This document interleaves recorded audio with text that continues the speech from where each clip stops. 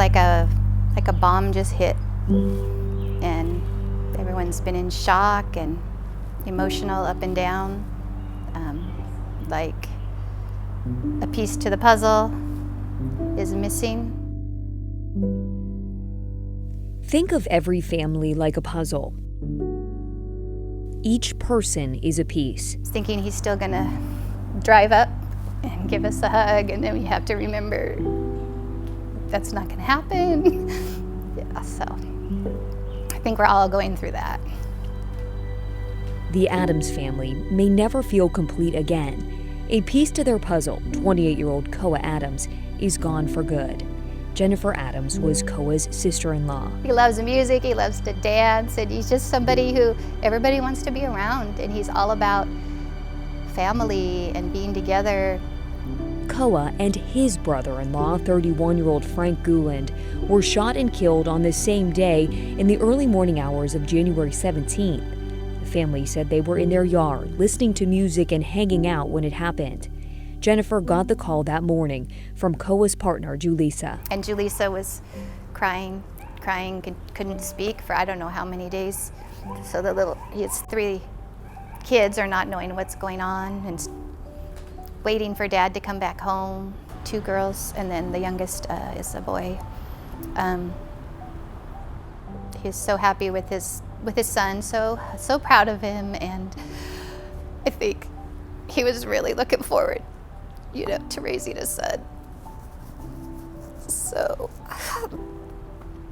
I think all the family knows how much he loved his children, and that breaks our heart, to know they have to go without knowing the love of their father. Frank and his own daughter lived with Koa and Julissa. So they were all there together, and both dads were gone at the same time. The double homicide remains unsolved. What have police told you about who did this? Do you have any ideas, any leads?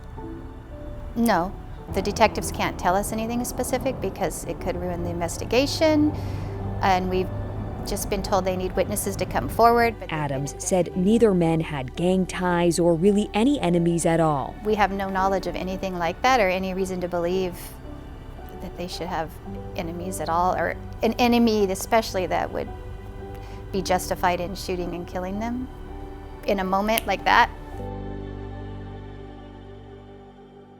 In 2019, the city of Portland had 389 shootings. In 2020, that number more than doubled to almost 900. In 2021, Portland is on pace to have more than 1,000 shootings by the end of the year. My name is Kieran Ramsey, and I'm the special agent in charge here for the Portland office of the FBI. Ramsey took over as the FBI's top agent in Oregon in January. He moved here from Washington, D.C. He did not think overwhelming gun violence on the streets of Portland would be his top priority. This sounds like a cliche local news question, but I have to ask, I think it's a good starting point. Why do you believe the gun violence problem has gotten so bad? I don't know that I have an easy answer to that question, actually, even though you would think there should be some clear-cut answers. The city of Portland has seen a huge spike in homicides. 56 homicides in 2020, the most in 26 years. 70% were gun-related. And more than 40 homicides so far in 2021. Part of the reason the FBI is even involved in investigating local crimes. When we look at some of the challenges that our colleagues over at the Portland Police Bureau are facing, I think we're past the conversation of them having to do more with less. Now it's a conversation of them having to do less with less. Ramsey said the FBI has offered personnel, resources, and funding. For example, paying the overtime of officers working on shooting investigations. You'll now see FBI agents on every shooting scene in Portland, Gresham, or in Multnomah County, all part of the FBI's Safe Streets Task Force. They'll work as a team to decide if they should pursue gun cases at the federal or local level. And they'll up the rewards for tips in partnership with Crime Stoppers. I'm hopeful that the rest of the community sees the seriousness with which law enforcement takes this and steps up themselves at the same time in full measure, not in isolated groups, to say enough's enough. This is supposed to be a beautiful city. I moved here from the East Coast, from a city that's arguably a little rougher. Portland's not supposed to be this way. But the elephant in the room is the distrust in Portland of federal involvement or of police in general. The hesitation to come forward with any information at all. When you talk about people who are afraid to talk to somebody, we're at the top of that list.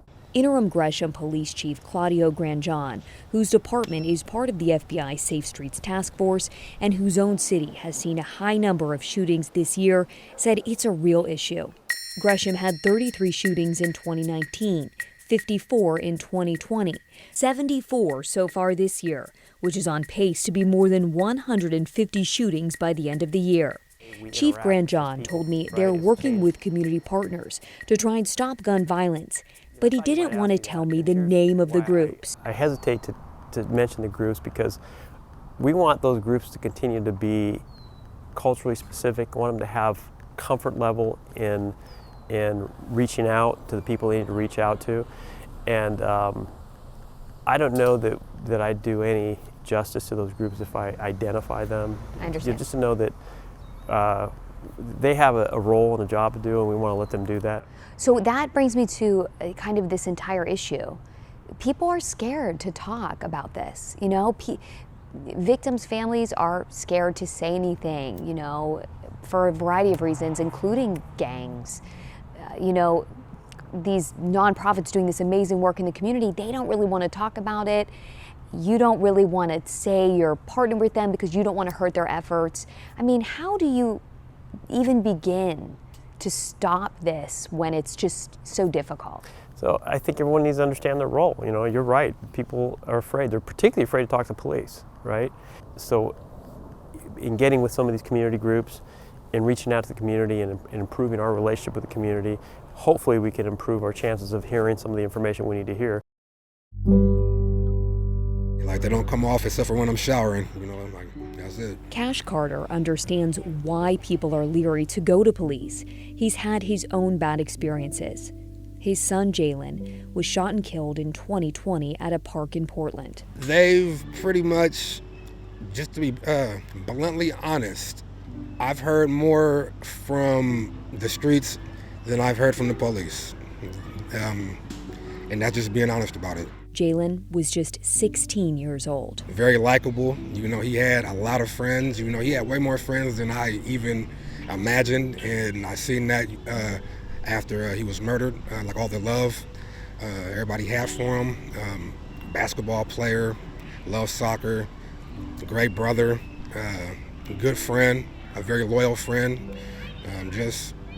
He was all around a caring person. 4 kids were shot that night. Jalen was the only one who died. Eventually, my cousin, you know, he took me. He drove me up to the park where it happened at. And that's when I finally, you know, ID'd him and just knew that he was gone. Carter still doesn't know who killed Jalen, but he's positive someone knows what happened. He said when people don't come forward, it only hurts these fractured families even more. As far as tips and leads and information like that, like, I can understand that there are people that don't want to say anything because out of fear of retaliation, out of fear that the police might, you know, say something that's not true to them or about them. But here's the thing, if you love Jalen, if you cared about Jalen and you know something, don't be afraid to say something about it. I mean, it's very important. Just because you don't want to have people thinking that these things could be done and you won't be held accountable. Jennifer Adams knows someone knows something about who killed Koa and Frank too. I would just hope people could maybe see Koa and Frank as loving fathers and people that didn't deserve this. The little piece of information you may know that you think is insignificant might be a really important piece to the investigators who have the whole picture. And so sometimes seemingly meaningless or trivial information is actually might be real critical in putting an entire case together. Like the missing piece. Exactly, yeah. We all want to feel like our lives matter. I think that's what we want, to feel like their lives matter, that they didn't deserve that.